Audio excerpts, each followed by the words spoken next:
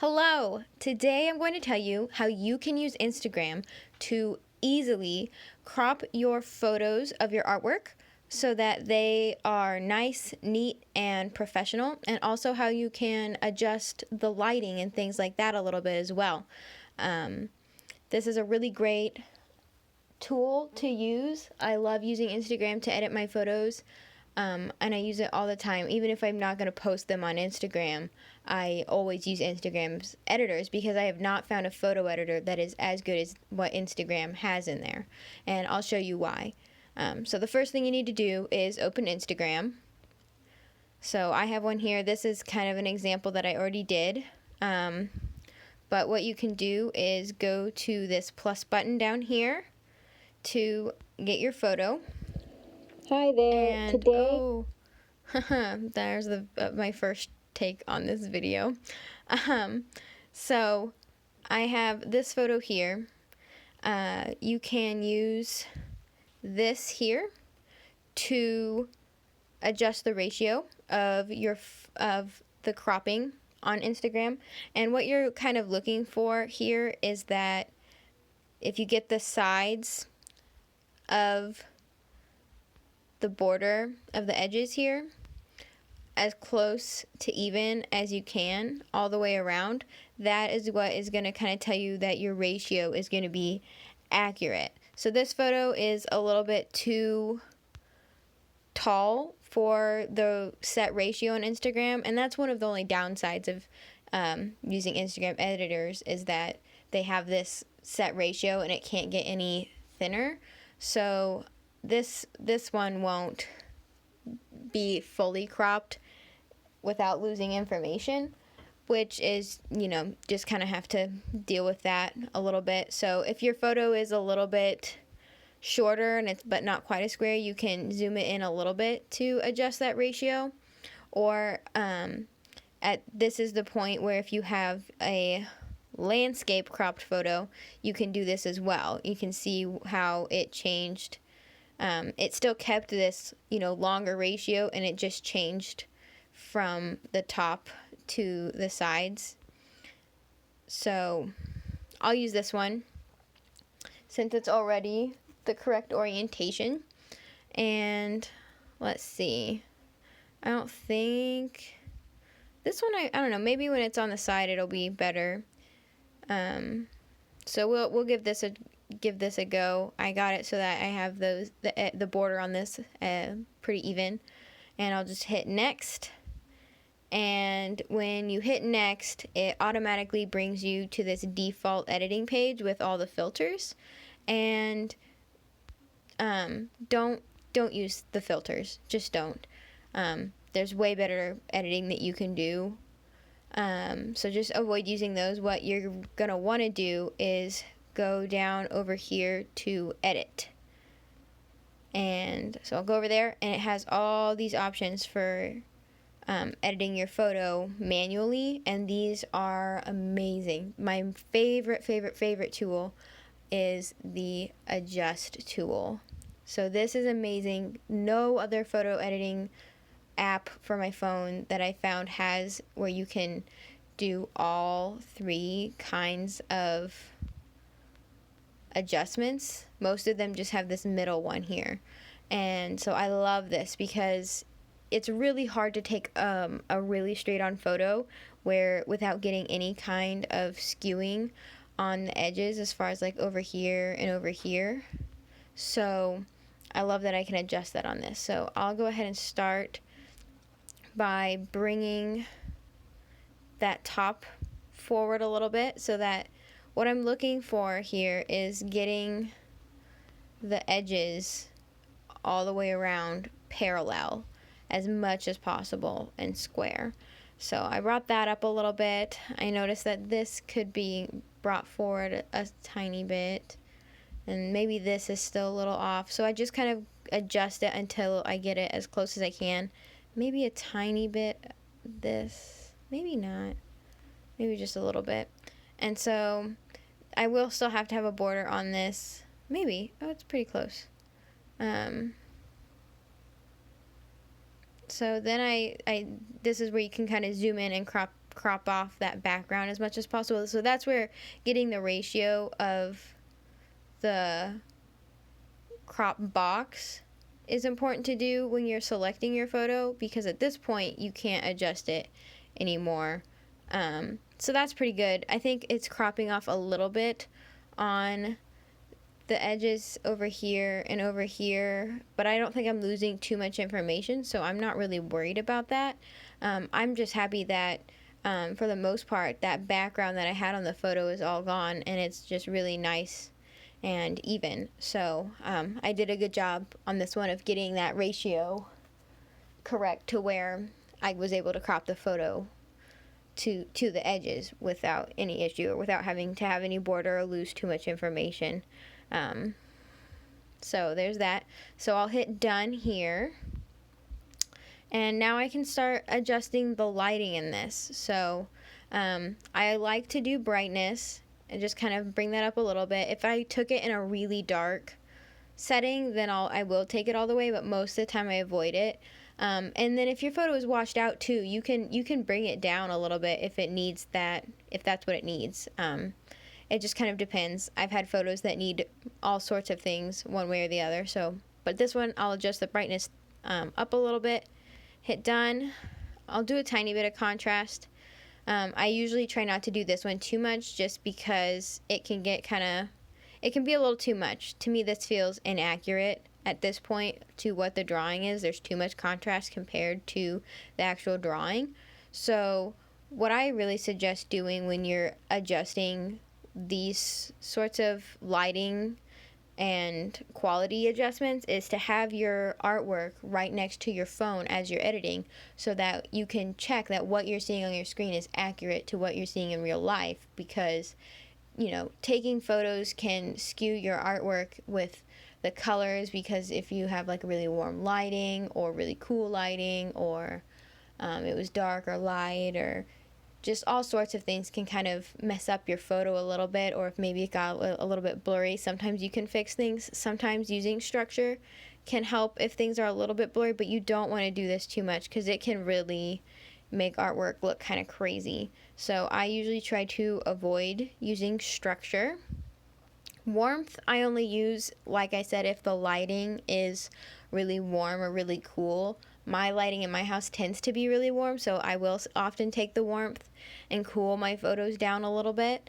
I only do that with color photos as well. With the black and white ones, like this is a black and white drawing, I will actually use saturation, and I'll take saturation all the way down, so that is really, really just black and white. And again, I only do that with black and white drawings. If it's a colored drawings, I'll use the warmth option to make it warmer or cooler. The color option, this will tint your shadows on these different colors. So for the most part, you really don't want to mess with that. And you can also tint your highlights. If you're trying to get an accurate picture of your art, you will not need this for the most part. I have done some things with color correction, but I've done super slight things, because you can like click on this, and then if you click on that same color again, you can adjust it to where it does just a little bit. And I've done that occasionally, just in kind of extreme situations where like the color got so far off that just adjusting the warmth didn't fix it. So that's only for really special situations. You should pretty much never need fade on for adjusting lighting on your artwork. What that does is kind of like washes out the blacks a little bit, which is a cool effect for photos and stuff, but you don't want to use this on your artwork. Highlights and shadows are great. I use these almost every single time I edit my photos. So I bring the highlights up most of the time and the shadows down. And this is kind of a way of adjusting the contrast instead of using the contrast tool. Because it gives you more control. If you want to make things specifically darker or specifically brighter, it's just a much better method of controlling that. But sometimes it just can't do everything, so the contrast option does come in handy for sure. Most of the time, these are the first lighting adjustments that I will make. And if you've ever taken any kind of like photo editing class, they always tell you to do the levels first. And this is kind of as close to doing levels as you can get in Instagram. So usually if you're going to adjust your lighting, I would suggest starting with your highlights and your shadows, and then go back and go to brightness and contrast and whatever else you need to do. I don't mess with either of these other two. They're more for doing fun edits of photos with giving it this kind of black edges. You don't want that for your artwork, or giving it a blur focal point. You also probably don't want that for your artwork if you're trying to get just a really nice, clean, representational photo of your work that you can use in your portfolio or online, or on Instagram, or just for your own reference, or if you're gonna maybe submit it to a show or something like that. If you're gonna submit it to a show or use it for something really professional, I would suggest doing professional editing of your photos. But for things like online portfolios, or if you have a Facebook page for your art, or sharing things on Instagram, things like that, where you still want your photos to look professional but you're not super concerned about quality, Instagram is great. For other things, I would go and do the professional editing so that you can really have a lot of control and have just a super high quality photo, just for presentation's sake. The only other option, there's Sharpen as well. I also don't use Sharpen unless I really need it to, because it can kind of do some weird things also. So I don't normally mess with the Sharpen. There is one other little thing that every now and then I will use, and that's this one up here. This is called Lux, and it just kind of does certain things to make photos pop. It doesn't do it as much with black and white photos, but with color photos it can really make a big difference. So I use this sparingly as well. I will only usually do a tiny bit if I need to. This one, it really doesn't make a huge difference, so I'm not going to mess with it. I'm just going to leave it how I had it. So once you have all of your edits how you like them, you can go ahead up in the top right corner and hit next. And it brings you to the page where you can get ready to post it. So the only way to save this photo to your phone is to post it to Instagram. This is the other only downside to using Instagram to edit your photos of your artwork, because I would really like it if I could just do all those edits and then save it and not have to go through this next step of posting it and archiving it. But it is what it is, and it's not too bad. So most of the time I won't write a caption or anything. You can write something there if you want to, or if you're actually going to post it, that's fine too. But most of the time I go ahead and just share them and instantly archive them. And then if I want to write a post later, I will. But for the most part, I just want to save the photos. So I will go ahead and hit share, and then I'll wait a minute, and it will pop up, and here is my photo. So what I'll do, because I don't necessarily really want people to see this, is I'll go to the three dots, and I'll hit archive, and it's gone. I can go over to my profile. I was already on a photo there. I'm already in my post archive. So you can go to your profile here and hit the three lines up here in the top.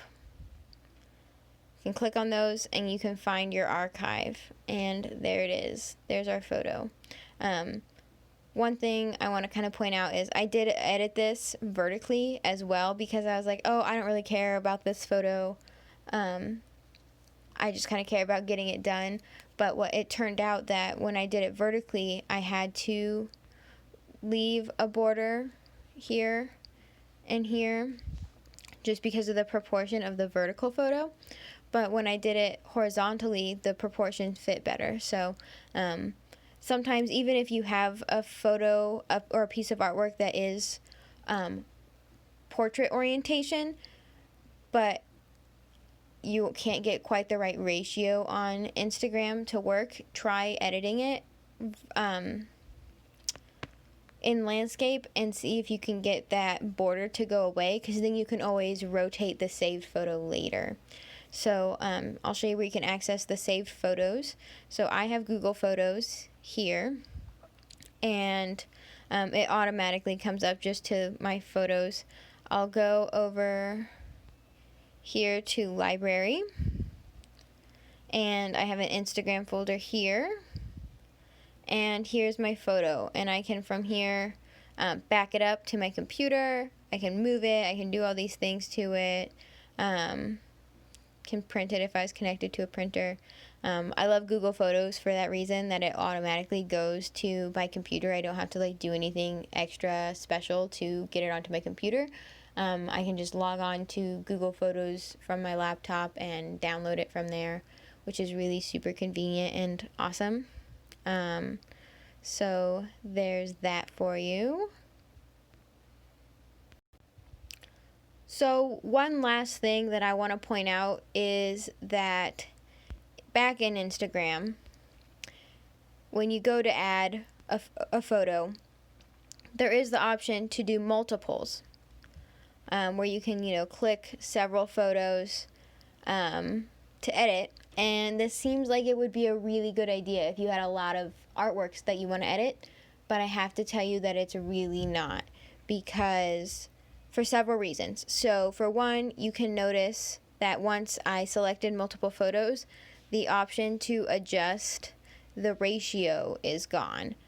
Every photo that you upload here will have to be the exact same ratio. And it takes the ratio of whatever your first photo was. So if I adjusted this ratio with that little arrows, and then I went and clicked to add multiple, now they're all using that ratio. So that's a little bit annoying. The other thing that's really frustrating that I run into is that say I have a bunch of photos that were the same ratio, and I'm like, okay, I'll just go edit them all, click through these and hit the little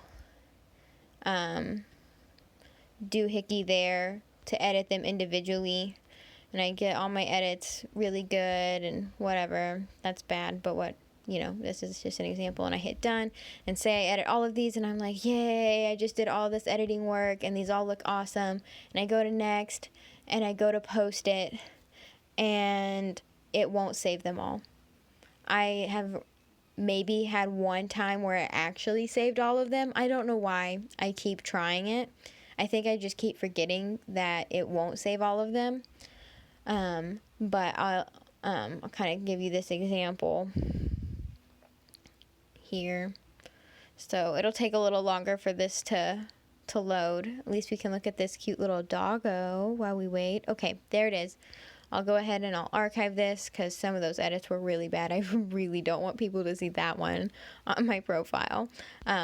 So I'll go over here to photos, to Instagram, and today it decided that it did want to go ahead and save most of those. So it still didn't save all of them though, because this one here is the first one that I did when I showed you, and then this one here, this one, and this one are the extra ones, but I definitely had like 5 or 6 different photos, and it saved 3 of them. So it just saved kind of a random 3 from that whole selection. So there's a bunch, there's at least 2 of ones that I potentially spent a lot of time editing that are just gone. I haven't tried going on Instagram to the archive on my computer to see if I can save photos from here. But I know that in the archive, just as it is on my phone, there's no option to download these photos again. And again, I haven't tried doing that on the computer, so there's like maybe hope that you could get photos from your archive in there. And I don't even see where that one where I had multiple photos is. It should have been this one, I thought. But yeah, it's not on there. I don't even know where that went. Maybe I have to refresh my archive. Okay, I just have to refresh my archive. So this is there. But yeah, and there were 5 photos and it only saved 3 of them. So that's just another thing to keep in mind. It's best to just edit them one at a time so you don't have to deal with the gamble of Instagram potentially not saving every single photo that you edited. I don't know why it won't save every photo that you post when you use the little multi-photo thing. It'd be really nice if it did, but it doesn't. So maybe it's just my phone. You can let me know if you find anything out different, or if you try to go online and see if you can save things from your archive, but I kind of don't think that you can. But so there's that. There's how you can edit your photos and get a really nice photo of your artwork that is clean, neat, and has the lighting fixed and just looks really nice. You know, I'd be happy to post this on my Instagram if this was my artwork. It is not. I'm a teacher, and this was just left in my classroom. So, you know, it's cool. So I hope you enjoy this, and I hope it was informative and helpful and all of that. Thanks for watching.